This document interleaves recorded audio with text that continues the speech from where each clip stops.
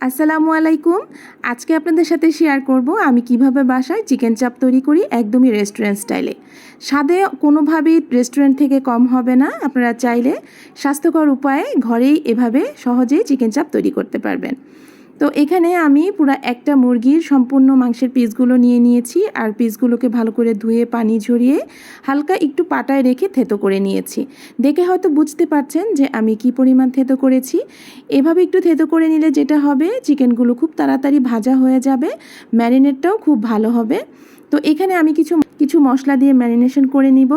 এর জন্য দিয়ে দিলাম 2 থেকে 3 চা চামচ পরিমাণ আদা রসুন বাটা, স্বাদ মতো লবণ, হাফ চা চামচের মতো দিলাম হলুদের গুঁড়া এবং ঝাল দিয়ে দিচ্ছি, মানে শুকনো মরিচের গুঁড়া দিচ্ছি প্রায় 3 চা চামচ পরিমাণ। আপনারা পছন্দ অনুযায়ী এখানে কম বা বেশি ঝালটা দিবেন, আপনারা যেমন পছন্দ করবেন। তো 1 চা চামচ ধনিয়ার গুঁড়া দিলাম আর হাফ চা চামচ দিয়ে দিলাম জিরার গুঁড়া বা টেলে নেওয়া জিরার গুঁড়া, আর 2 পিস লেবুর রস দিয়ে দিলাম। এবার ভালো করে একটু মাখিয়ে নিচ্ছি। আমরা একটু চেষ্টা করলে কিন্তু ঘরেই স্বাস্থ্যকর উপায়ে যে কোনো রেস্টুরেন্ট স্টাইল খাবার তৈরি করতে পারি। তো এখানে ভালো করে মেখে নিয়ে আমি দিয়ে দিচ্ছি প্রায় 2 চা চামচ পরিমাণ গরম মশলার গুঁড়া। এর সাথে দিয়ে দিচ্ছি সামান্য একটু ফুড কালার, কারণ রেস্টুরেন্টে কিন্তু চিকেন চাপটা একটু লালচে লালচে হয়। এটা একদমই অপশনাল, হাতের কাছে যদি কালার না থাকে সে পর্যায়ে না দিলেও চলবে। আমি শুধুমাত্র সৌন্দর্যের জন্য এই কালারটা ব্যবহার করছি। তো ভালো করে আবারও একটু মেখে নিচ্ছি। মেখে নিয়ে একদমই শেষ পর্যায়ে এখানে 2 টেবিল চামচ পরিমাণ সর্ষের তেল দিয়ে দিচ্ছি। এটা কোনোভাবে স্কিপ করা যাবে না, অবশ্যই সর্ষের তেলটা দিতে হবে।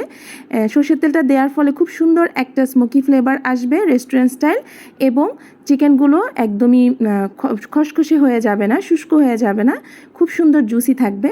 তো ভালো করে মেখে আমি আধা ঘন্টার জন্য রেস্টে রেখে দিচ্ছি। ফিরে আসছি আধা ঘন্টা পর।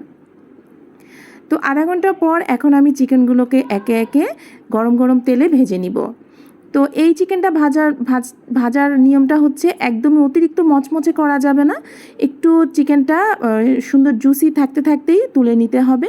অতিরিক্ত মচমচে করে ভাজলে যেটা হবে চিকেনটা কিন্তু খেতে ভালো লাগবে না, যেহেতু এটা আমি আবারও একটু ভেজে নিব বা বেশি পেঁয়াজের মধ্যে একটু ভেজে নিব। তো এভাবে উল্টে পাল্টে আমি ভেজে নিলাম, আর যেহেতু আমি এর আগে ম্যারিনেট করে রেখেছি চিকেনগুলো কিন্তু ভাজতে সময় লাগবে না। তো একে একে সবগুলো চিকেনের পিস আমি তুলে নিচ্ছি। আপনারা চাইলে এইভাবেও চিকেনগুলোকে ভেজে খেতে পারেন, কোনো সমস্যা নেই। তবে আমি যেহেতু রেস্টুরেন্ট স্টাইল চাপ তৈরি করব, তো সেই জন্য এখন এগুলোকে ভেজে তুলে ভালো করে ঝুরি করে নেব, প্রত্যেকটা পিস হাড্ডি থেকে ছাড়িয়ে নেব। তো একে একে সবগুলো পিস আমি এভাবে ভেজে তুলে নিচ্ছি এবং হাতেই আমি ভালো করে ঝুরঝুরা করে নিব। তো সব কিছু হয়ে যাওয়ার পর এখন আমি কড়াইতে বেশ কিছুটা সয়াবিন তেল দিয়ে দিলাম।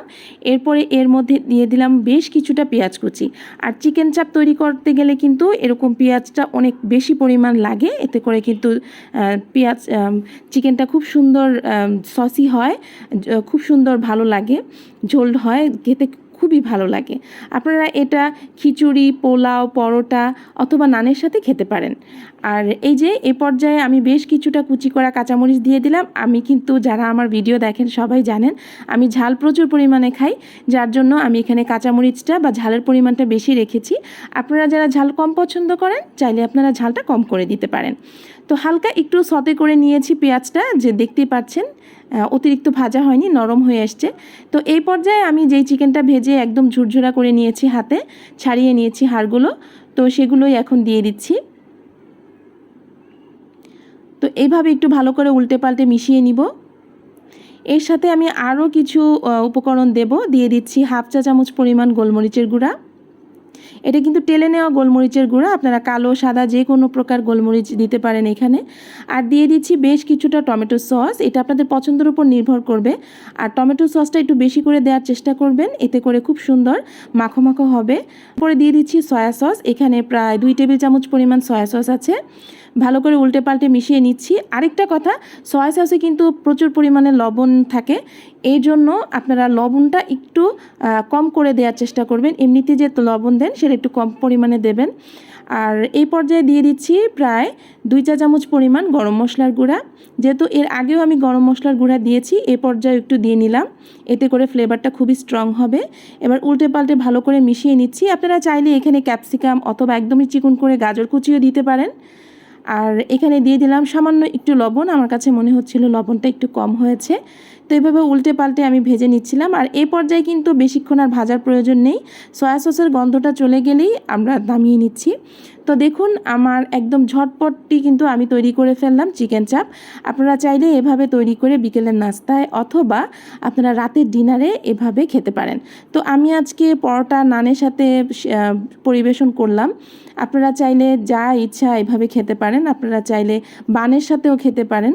তো আমি এভাবে পরিবেশন করলাম। তো চাইলে আপনারা এভাবে রেসিপিটা ট্রাই করতে পারেন। রেসিপিটা ভালো লাগলে অবশ্যই রেসিপির জন্য একটা লাইক দিয়ে যাবেন এবং কমেন্ট করে জানাবেন আমার রেসিপিগুলো আপনাদের কেমন লাগে। আর যারা নতুন দর্শক তাদের কাছে আমার অনুরোধ থাকবে চ্যানেলটা সাবস্ক্রাইব করে পাশে থাকার জন্য। ভালো থাকবেন, সুস্থ থাকবেন, আল্লাহ হাফেজ।